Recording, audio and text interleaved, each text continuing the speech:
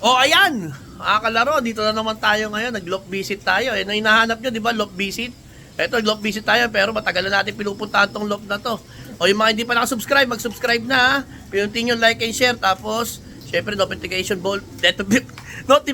bell button para updated kayo sa mga pinapalabas natin sa YouTube natin. Syempre, itong channel natin para sa newbie, 10 years newbie, sa kayo mga gusto mag-upgrade sa pag-iibon.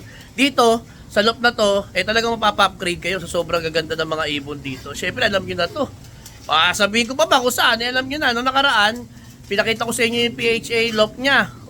Super yung PHA loop niya. Ngayon, patapos na yung breeding dito, may kukuhanin lang akong ibon. Yung, binigay niya sa atin yung co-breeding natin sa kanya kasi yung PI line natin kinross natin sa super drapa niya. Ito. Ayan ito si Sir Russell Ayan. Nagkasakit pa si Sir Russell kaya hindi medyo nakapag-relax din at sobrang dami ng ginawang activities sa Alegre. Marami ng mga lumilipad doon at rumoronda. So ayan. Shout out po sila, Sir. Para sa lahat ng mga viewers ng RY4 Ayan, mga kalaro natin yan. Mga kalaro. So kanina, nagpapatanong yung isa, yung siyempre yung boss natin, si Boss Peter, kung meron pa daw ibon. Sabi ko, ayan sige, may ibon pa. Itong tatlo. May-ari pa. Tatatlo na lang Tatatlo na lang. So grabe, panoorin niyo ibang YouTube natin, nakaraan, punong-puno to ng mga stock birds. Ngayon wala na. Grabe, ang daming gustong mag-upgrade sa pag-iibon. Maraming salamat sa lahat na nagtiwala sa atin na kumuha ng mga ibon natin, mga young birds, yung mga winner, na nakuha nila sa atin, saka ng mga stock bird natin na gagamitin nila. Sana manalo kayo. Yun lang, tandaan nyo lang, may maganda na kayong bloodline. Ang gagawin nyo na lang, pag-aralan yung tamang pag-aalaga ng ibon. Kailangan healthy. Yun naman talaga, pag healthy ang ibon, malapit sa katotohanan naman natin. Lalo, maganda yung bloodline. Kasi kung ang gagawin nyo, aasa lang kayo sa bloodline, walang mangyayari. So, ayan. Ngayon sa atin naman, dahil may bloodline tayo, testingin ni Sir Russell, buti pinayagan tayo, testingin niya yung ating bloodline. Siyempre, PI line natin. Siyempre, ang mag-aalaga ay pinakamalupit na mag-alaga ng kalapati ngayon. So, ito, kukunin natin ulit to, bibreed natin, Grabe, di mo magpaina kayo si Sir Russell. Ito yung mga magulang nung ibong ko na ginamit niya sa breeding. Magulang to nung Tacloban champion. Tacloban champion. Magulang ng Tacloban champion. Parang hindi naman nagsubo. Ayun, nagpaparisan na. Pero ginawa naming breeding, etong mga magulang, ikinross sa drapa line. Yung kaki and Grisel, kinross ko sa nanay ni Sky Money. Oo. Tapos yung checkered na nanay nung Tacloban champion mo, kinross ko naman sa kapatid ni Nadare. Full brother ni Nadare. Ayan. Mga wala. Ito anak. Ay, anak Ito ang anak nung babae. Tapos full brother ni Nadare. Ayan, MZ line to. Kakross yung drapa ni Serrano. Grabe, healthy. Grabe. Hindi tatagal dito. Pag hindi healthy, sigurado tapos. Pag hindi maganda itsura ng ibon nito, di bukal. Ayan. So, yun. Mamaya, gagamitin natin itong breeding. So, problema kasi dito, tagal mamaris niyan. Buti nga namaris Ang ganda ng ginawa ni Sir Russell. Tinapat ko Tinapat sa kasi nagsusubo siya. Ito, anak nung Grisel. Ito, anak nung Grisel mo. Tsaka nung nanay ni Sky Money. Ito. Ayan ang anak. Ayan Pinag-ano ko siya, pinagsubo ko, tapos ginawa ko, tinanggal ko na yung nanay ni Sky Money para magamit mo na kagad. Tapos yun, tinapat ko lang yung kanina, nilagay ko dyan. Para... Ayan, makuhanan pa namin ng stock din. Ang bongkak to itong Grisel. Malaki. Ito, anak to nung nung... tawag rito. Kapatid nung Golden MacArthur 2.0. 2.0 Golden Kaso MacArthur. nasira yung pare. Sa siguro? Sa Sa singsing. paso, hindi sa paso. Sumisipa Isa lang kasi ito di ba? Solo lang to. Yung paa niya na gano'n. Yan. Solong anak lang to May ganyan. Sumisipa. Kaya nilipat ko rito, sinabay ko na lang para payaya. Pero pwede pa naman kasi maganda lumakad to Ito mga yaya to, Sir? Ha? Yung mga yan. Ayos kay Manny, full sibling yun. Nilalagay ko dyan yung itlog. Ako, may mag-PPM na naman sa inyo yan. Uubusis kay Manny. Wala lang. Wala lang, pasensya na. Next year na lang tayo magkita-kita. Ayun, no. Wala na ibon. Ayan, napakaganda kasi ng mga ibon dito. Sa araw may resulta. Yun ang importante. Sa yung mga nakuha ng ibon kay Sir Russell, alagang tunay ang kailangan mo dyan. Para, makuha mo yung resulta talaga. So, yun. Mamaya, may laban daw ng international, sir. Di ba meron? Yun. Good luck sa amin, Team Philippines. Oo. Mga 7 or 8 ng gabi ang datingan, or 9, mga ganon. Dito sa Pilipinas, ha? Mm. 7 or 8 or 9 ng gabi sa Pilipinas, Philippine time.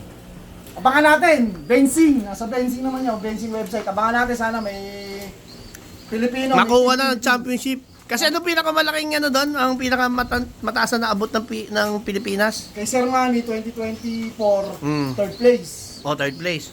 Million pesos din ang nakuha nun. Yan. Yun ang pinakamataas, third place. 2024. Tapos yung 2025, syempre ako yun. BNK. Si BNK, 20 place. Ayun. Kulang 1M din nakuha natin. Pero nitong uli, parang may nakita ko, nag-second ba? Saan nag-second yun? Hindi, yung ngayong season, 2026, si Ma'am Jo Games, second place. Malaki din na ako, nasa 300,000. Yun, Second tapos, place. meron din si ang HBM, yung certificate. HBM, tapos si Sir Mike Diamond. Ayan. Maraming magagaling ng mga Pilipino na sumasabak dyan. At saka malaki po premyo. Yan, mga gusto magsubok doon. Oo, sabi Ako, niyo. niyayaya ko, subok din. Maganda naman pala yung i-PM nyo lang si Russell kung magkano yung initial. Malaki premyo. Tsaka sasabihin ko na sa inyo, yung one low price na yan, papalagang ibon ng Pilipinas. Kasi parang same tayo ng terrain, ng Weather. liparan, yung weather, hard race, smash race, parang gano'n, parang parehas. At saka yung mga ibon nyo na umuwi ng Tacloban, tsaka MacArthur, yun ang liparan sa Zimbabwe, sa Victoria Falls. Ayun, no? Zimbabwe. Kaya sa mga gusto sumali, PM nyo lang ako. Mag-breed kayo ng August or September, salang kayo. Off-season breeding yan. November ang shipment. Yun nga, kaya yun, nung nagano kami kay HBM noon, yung kapatid, napadala niya na, hindi pa niya napadala, napadala niya na bago pa manalo.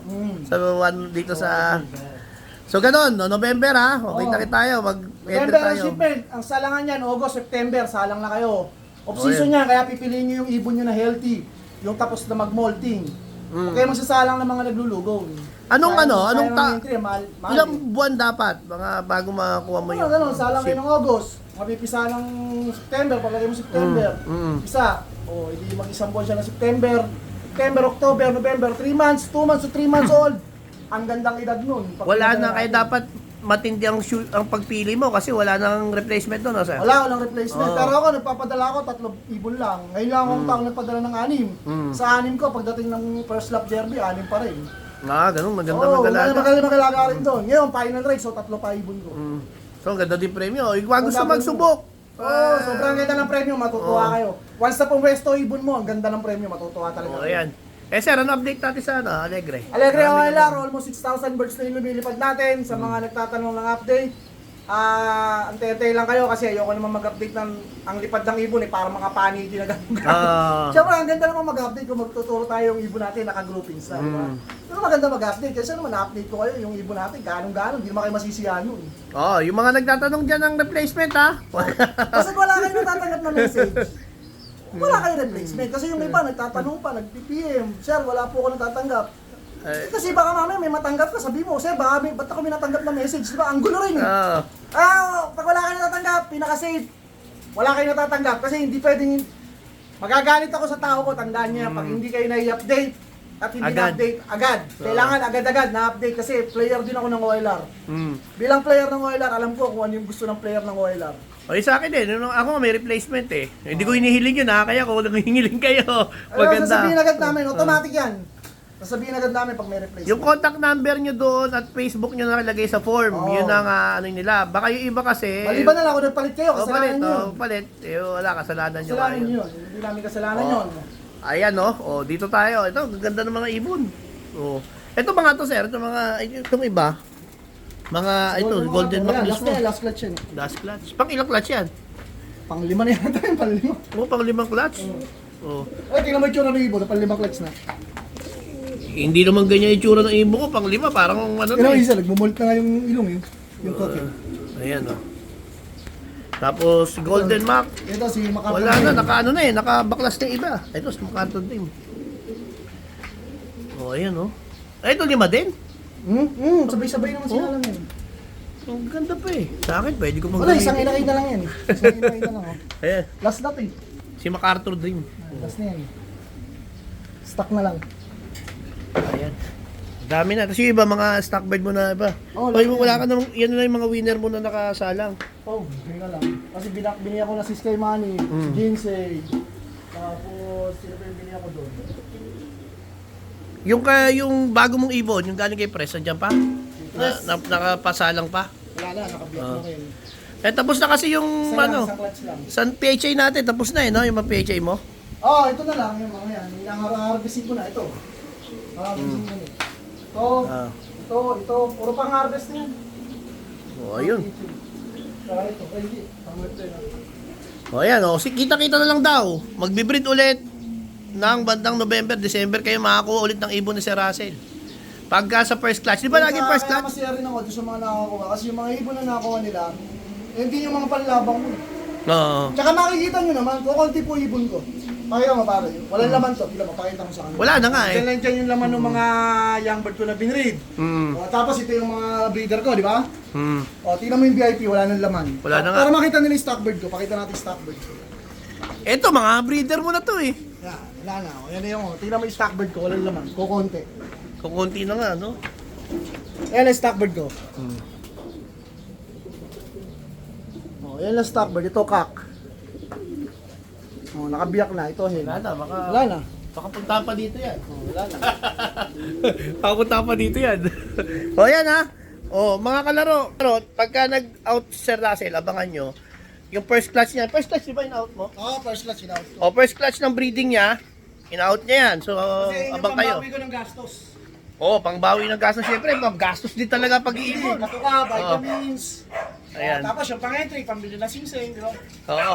So yun ha, abangan nyo. Mga December, November yan, meron na yan. O, kung wala pang mga budget yan, mag-ipon-ipon na kayo para sakto na. Pagka nag-post, meron ka na, ha? Hindi yung pag nandyan na, sa pag-iipon na yan. Okay na? O, uwi na ako. Bye!